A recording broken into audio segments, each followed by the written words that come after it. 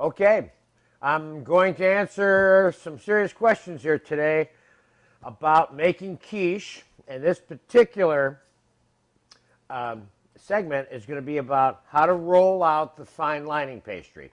Of course, the dough is made in the pumpkin tart video that's in our Thanksgiving section. You can refer to there in terms of how this dough was made.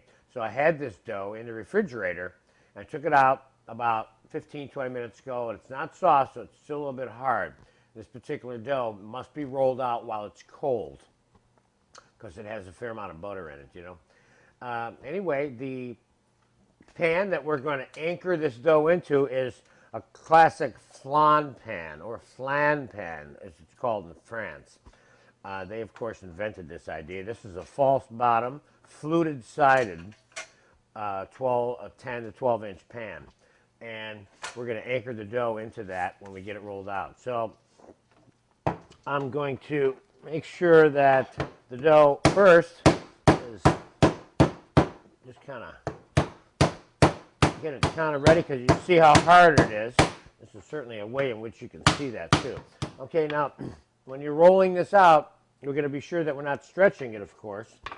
And we're going to lubricate this table with only enough flour that is required, and not just pile a bunch of flour on there, because the dough will absorb the flour and begin to get dry on you. So the amount of flour we want in this dough is already in it, and so remember that. Not any more flour than you need. If it sticks to the table, of course, you don't have enough. Now this rolling pin, of course, which is a classic French tapered ended rolling pin, which you can probably only buy in a specialty cookware store.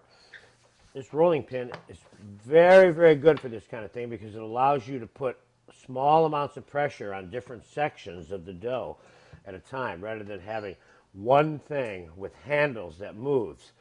The pressure kind of remains the same. Here you can put pressure on this side or that side or just the middle. It's very nice like that. Notice how this dough is rolling out very well. It's not coming apart on you or anything like that. Part of that has to do with the fact that it was properly mixed together when I made it, okay?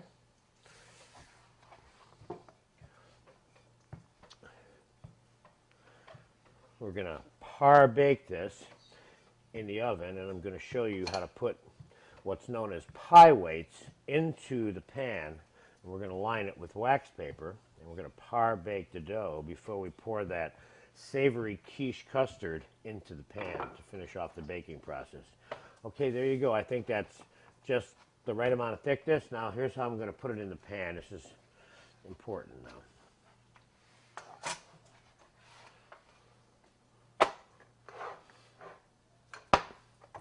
I'm going to anchor it up against the sides first by going around once.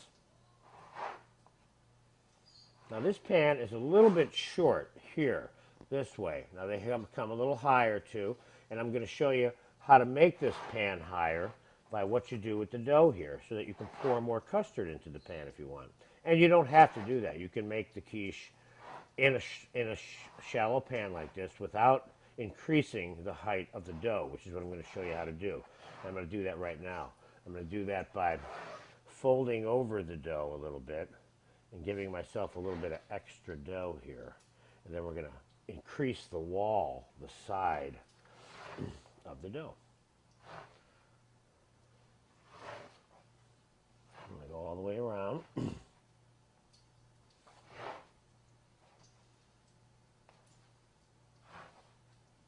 You're kind of measuring, because some parts of it, the dough may have a little bit more thickness or thinness to it right here up by the perimeter where I'm pushing on it.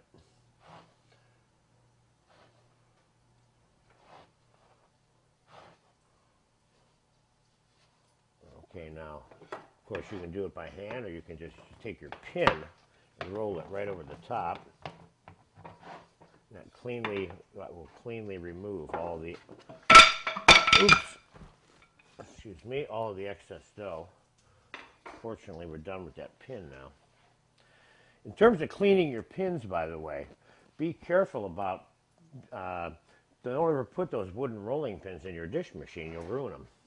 Okay, so now I'm going to elevate the extra dough by squeezing it up a little bit.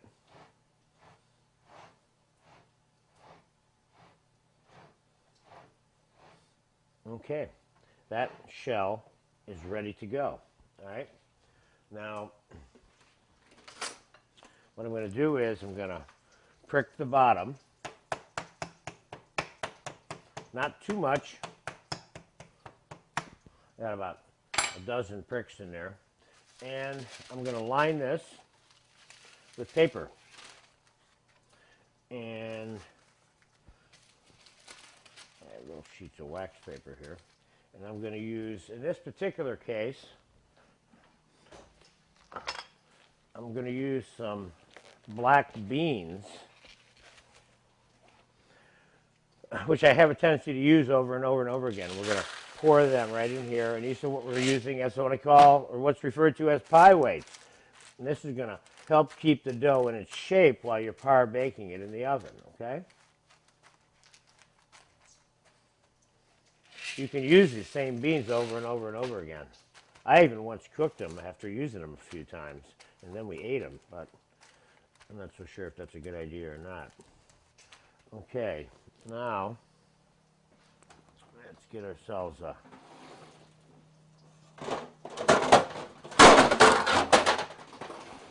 half sheet pan, and we're going to place this in an oven at 400 degrees initially, and we're going to par bake it. We're going to go back in and out and check it, and this of course is going to be a time-elapsed session in the process of making the quiche. And we're going to begin by putting it in the oven now. I have the oven preheated at 400 degrees. Now, there may be points during this par baking process where I think the oven is too hot. I may turn it down to 350 because I don't want the edges of this burning during this par baking process. I'll bring you back into that oven. We will lift that paper up and look in there later. And you'll get a good idea of when the par baking process is done. So I'll be back now, which is probably going to be in about 30 minutes, possibly even 40 minutes. Okay? All right. Time to finish the quiche. Now, the tart shell has been baking, lined with the black beans, which I used as the pie weights. And I'm taking it out. And we're going to take a peek here. What's going on here? Now, when you get down in here underneath here, I can see there's a little bit of good, decent texture. So I know the bottom of this crust has got a little crispiness on it right now, and that's what I want. So right now, I'm going to carefully, hopefully I won't spill this on you, carefully take the beans out.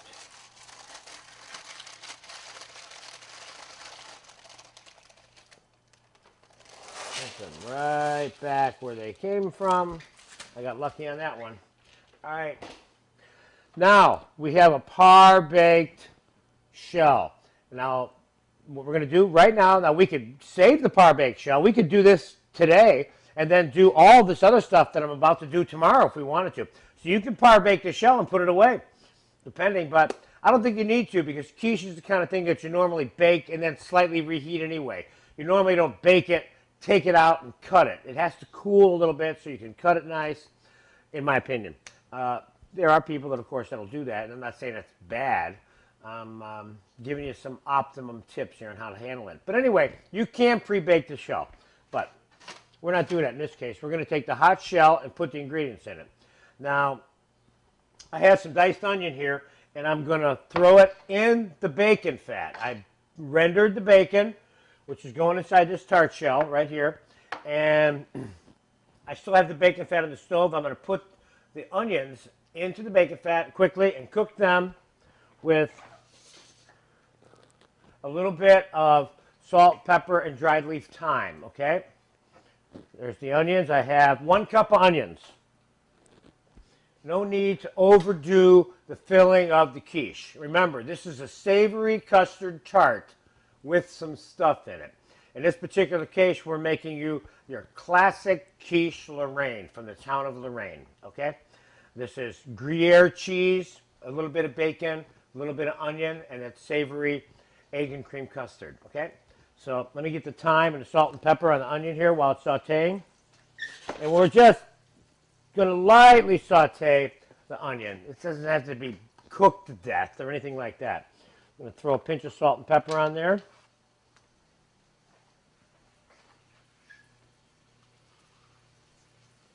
While that's happening, we're going to put the rest of the stuff in the quiche, and I'm going to separate the eggs for you. The formula that we're going to use here is 3 cups of heavy cream, 2 whole eggs, and 9 egg yolks mixed together. And that's going to be the custard. Probably a little more than I need for the shell. I'm making a little extra just to be safe. So I'm going to put bacon around inside the tart. So I can tell you exactly how much, and yes, in the written text recipe, it will tell you how much bacon to use, but it depends what you want. You can use diced ham also, and this is still quiche Lorraine. Now I've got grated Gruyere cheese here. I'm going to put that right on the shell. Now a lot of people don't understand the purpose of what I'm doing. Now this way you can just putting the ingredients in here first before you put the custard in, see? So now I've got the cheese in there. I got maybe a cup and a half of the grated Gruyere cheese here. And believe it or not, the onion is just about done over here. It doesn't need that much.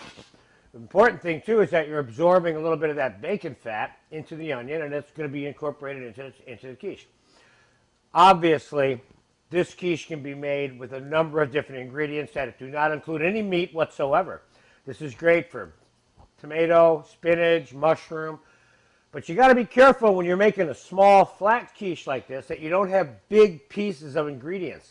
Otherwise, it's hard to cut, and the pieces are too big, okay?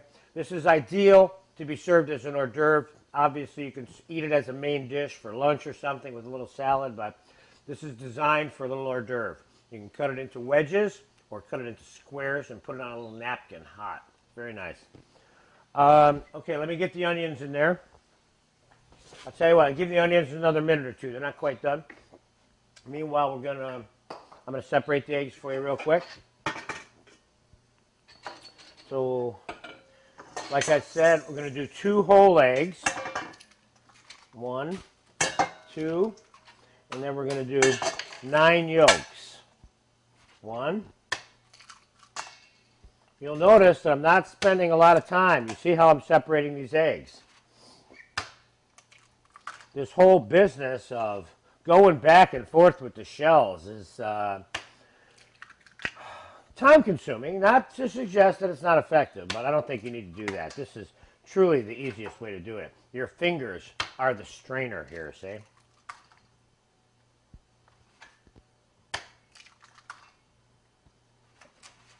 Now, you can use all yolks if you want. I like it with a little bit of white in it because I like the texture, okay?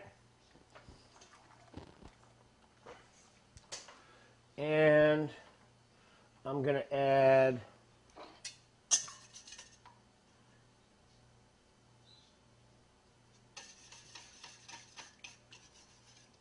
I'm going to add 2 cups of cream to this is what I'm going to add. I think I said 3 to you, but it's 2 cups of cream. Sometimes I get carried away with the cream and butter. I'm sorry. All right, now I'm going to season this with a little bit of pepper, a little bit of salt. You want to be careful about your salt. Your cheese has a little bit of salt. The bacon's got a little bit of salt. You don't want your quiche getting too salty on you.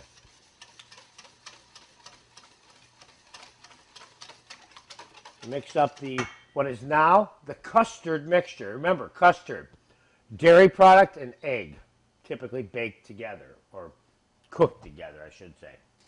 Now I'm going to taste this to make sure I got the right amount of salt in here. I need a little bit more salt. And I'm going to put some nutmeg in here. Fresh grated or pre-ground, either way, they both work fine. I'm never going to sit here and tell you about some fanatical need that you have to use fresh grated nutmeg. It just isn't that important. The important thing is that you understand the total way in which this item is made. A little item like the difference between fresh grated nutmeg and ground nutmeg becomes insignificant in the big picture of this type of dish.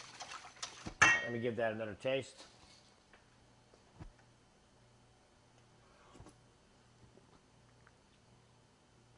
I think it's got enough salt in it.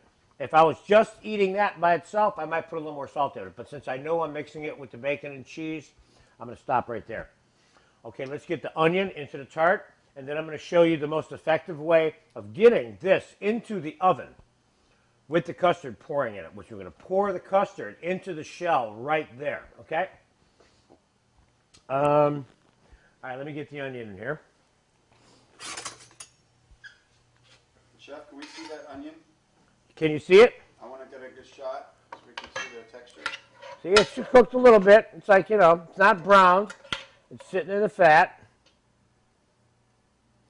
Sprinkle onion around there. What'd I tell you? A cup of onion? Diced onion? You may not need a whole cup. I used about two-thirds of a cup. That's enough.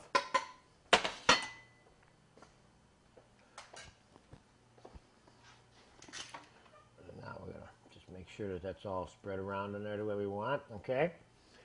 All right, now I'm going to take this over to the oven, and I'm going to pour some of the mixture here into this.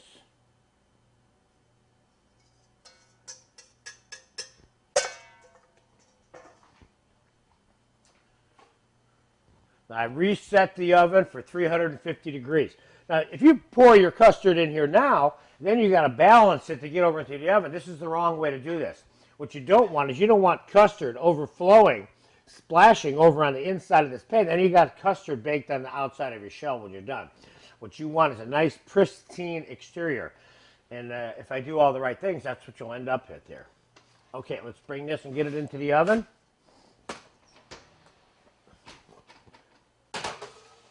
Now, this is the way to do this because now you don't have to worry about your custard sloshing around.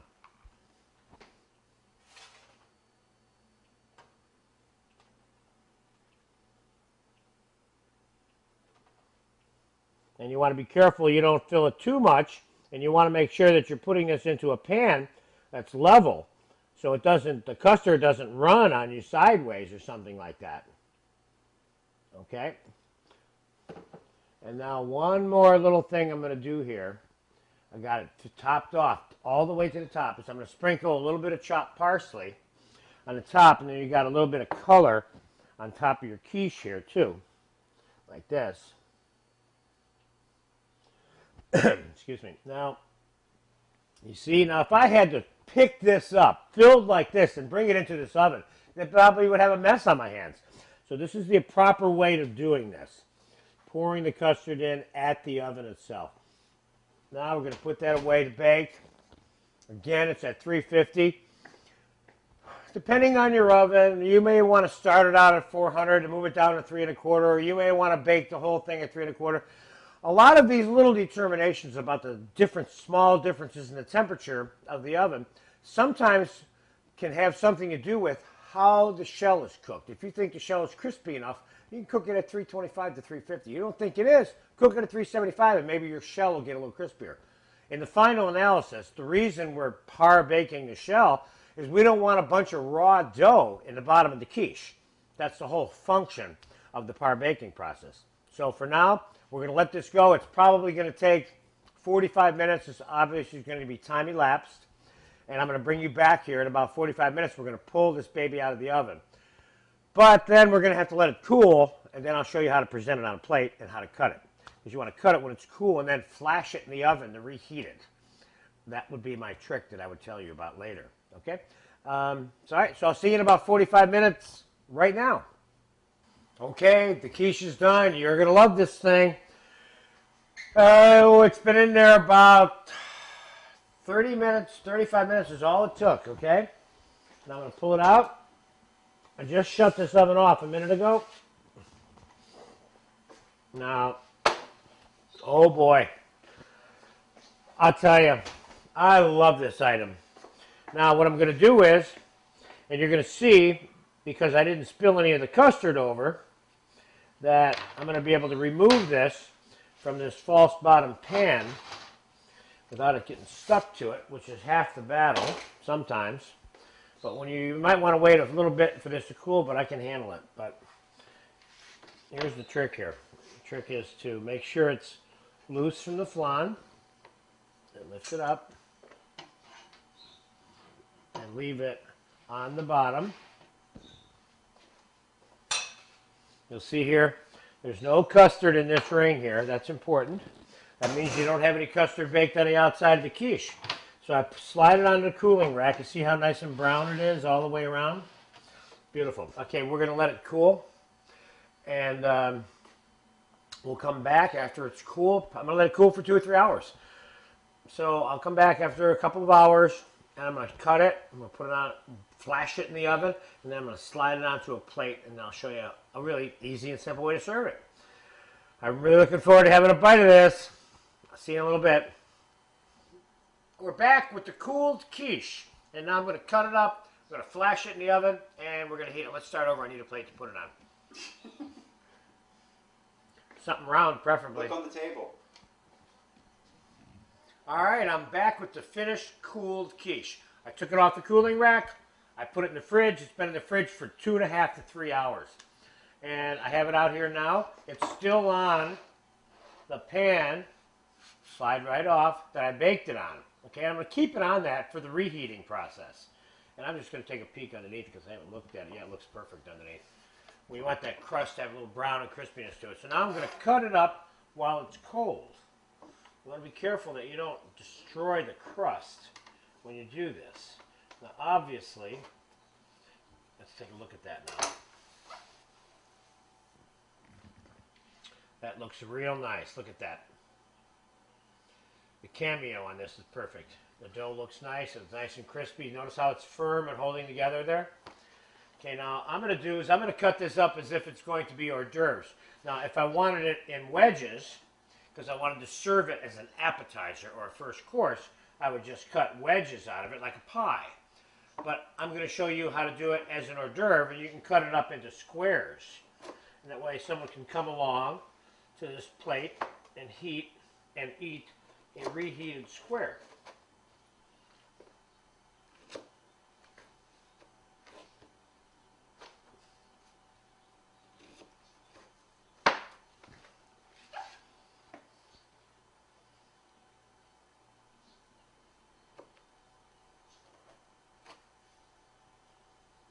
I'm cutting it in spots so that the ends don't fall off on me now, see?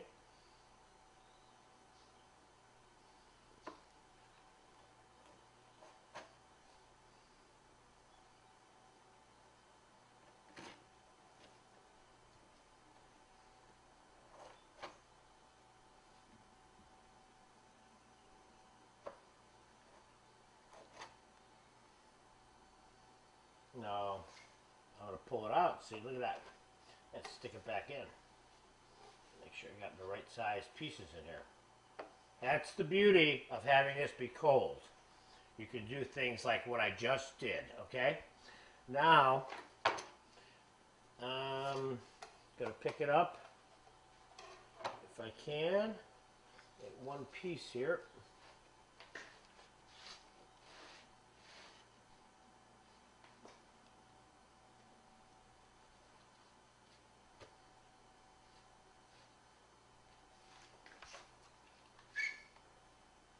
Let me show you a trick here.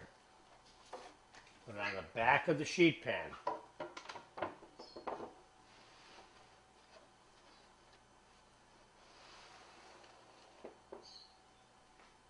And so you don't have to pick it up and put it inside the sheet pan. Beautiful. Now I'm going to pop it in the oven for 5 minutes to heat it up. And remember, this item doesn't even have to be hot. All you got to do is make it warm and it's fine, okay? So I'm going to pop it in the oven, pre-cut now.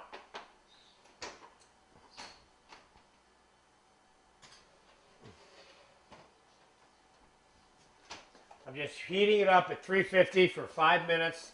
I'm going to be back in 5 minutes, like right now, and then we'll slide it onto the plate, and you got yourself a done deal. But you'll notice there were some tricks about how to cut that quiche up. Putting it on the back of the sheet pan instead of the front. cutting the pieces so that you don't have a bunch of little corners falling off it. That way you can have a whole cut hot quiche sitting on your presentation plate. I'll be back in 5 minutes. Okay, the 5 minutes has elapsed. I'm going to take the quiche out now.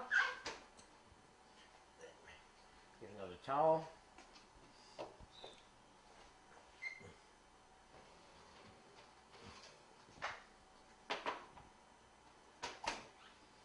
Now we have a nice warm quiche. Now watch what I'm going to do now. Watch. Hold on.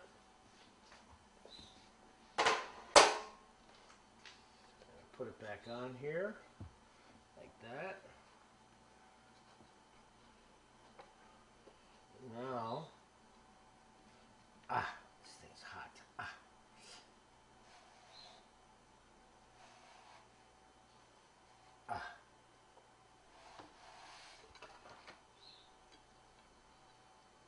Now we have a nice hot cut quiche in one piece, ready to be passed by your butler if you should happen to be lucky enough to have one, which I'm sure you don't. And I'm going to put a little bit of chopped parsley on here. And this, ladies and gentlemen, is a classic. And if you paid attention to this, and if you ever make this item, you're going to be thrilled. So good luck with your quiche, Lorraine. And remember, you can always change the ingredients inside. But going with what I just showed you is really good. Have fun with this item.